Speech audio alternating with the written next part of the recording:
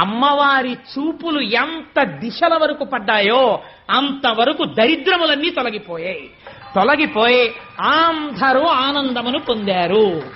లక్ష్మీదేవి జన్మించింది ఆనాడు పాలసముద్రం దగ్గర ఉత్సవం జరిగినట్టు జరుగుతోంది. నేను ఇక్కడ నమ్మి ఒక మాట చెప్తున్నాను, ఇవాళ ఈ ఘట్టాన్ని ఎవరు విన్నారో వాళ్ళకి కొన్ని కోట్ల జన్మలు తరమవలసిన దరిద్రం నశించిపోయింది.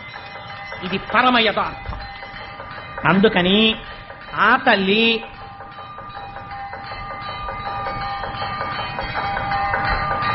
ఒక్కసారి మీ అందరూ కూడా మానసికంగా అదిగో అక్కడ ఆ నీరాజనాన్ని తీసుకోండి, ఒక్కసారి అది కళ్ళకద్దుకుని నమస్కారం చేసుకోండి.